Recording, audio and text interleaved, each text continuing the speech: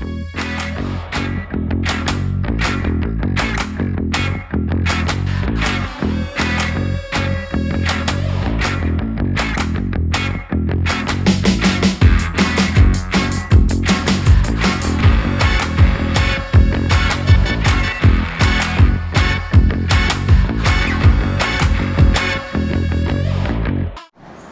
selamat malam, salam sejahtera.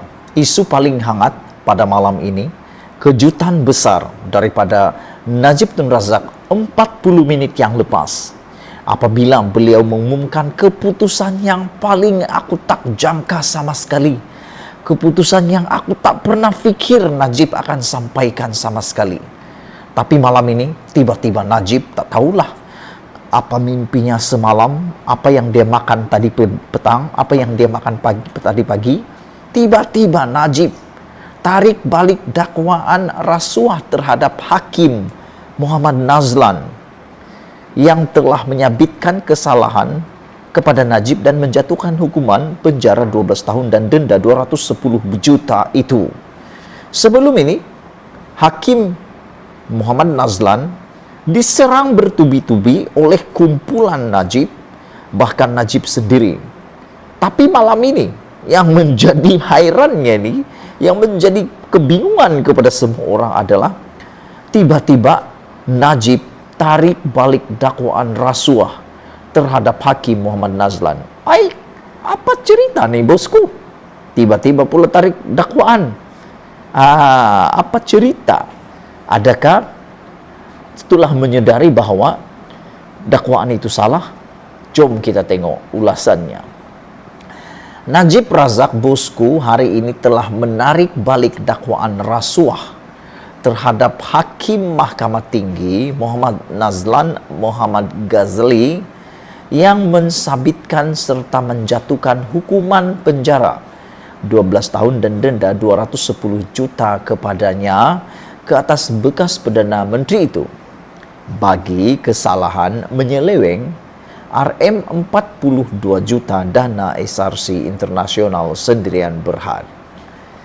Najib 69 tahun menarik balik dakwaan itu melalui afidavit jawaban lanjutan yang difailkan beliau di Mahkamah Persekutuan pada Jumaat lepas menerusi Tetuan Zaid Ibrahim Suflan TH Liu and Partners. Untuk rekod, saya secara mutlak menarik balik sebarang tafsiran mengenai apa yang saya telah katakan yang boleh dianggap bermaksud bahawa Hakim Muhammad Nazlan telah disiasat kerana kemungkinan rasuah, kata Najib lagi. Bagaimanapun, Najib berkata, terdapat bukti tambahan yang akan menunjukkan konflik kepentingan yang serius membabitkan hakim tersebut, dan ini adalah sebab beliau memohon agar kes itu dibicarakan semula. Wow, itukah sebabnya Najib bosku? Najib berkata demikian ketika menjawab afidavit pendakwaan pada 21 Julai lepas yang menyebut pengetahuan pribadi beliau mengenai siasatan SPRM ke atas Muhammad Nazlan adalah tidak benar kerana agensi itu tidak akan mendedahkan maklumat sulit mengenai siasatan yang sedang berlangsung. Pendakwaan baru-baru ini menyatakan bahawa dakwaan Najib terhadap Muhammad Nazlan yang kini Hakim Mahkamah Rayuan adalah percubaan terdesak untuk membatalkan perbicaraan tersebut. Pada 21 April lepas, Muhammad Nazlan membuat laporan polis berhubung artikel yang disiarkan oleh sebuah portal berita bertajuk Judge Muhammad Nazlan being investigated for unexplained Rm 1 million in his bank account, yang mendakwa bahawa beliau telah disiasat berkaitan wang yang dipindahkan ke akaun banknya. Muhammad Nazlan telah menafikan dakwaan itu serta niat jahat untuk menjejaskan kredibiliti beliau sebagai Hakim Mahkamah Rayuan dan menunggu sistem keadilan selain. institusi kehakiman melalui artikel tersebut. Pada Julai 2020, Muhammad Nazlan telah menjatuhi hukuman penjara 12 tahun dan denda Rm210 juta ke atas Najib Tun Razak. Selepas Najib Tun Razak bersalah menyeleweng Rm42 juta dana SRC Internasional. Kes itu akan didengar oleh Mahkamah Persekutuan selepas Mahkamah Rayuan mengekalkan keputusan Mahkamah Tinggi yang menolak rayuan Najib secara sebulat suara. Mahkamah Persekutuan telah menetapkan 10 hari bermulai 15 Ogos ini. Beberapa hari lagi, perbicaraan terakhir Najib tentang kes penyelewengan dana SRC Internasional berjumlah Rm42 juta akan didengar, yaitu 15 hari bulan ini, bagi mendengar rayuan terakhir bekas Perdana Menteri itu.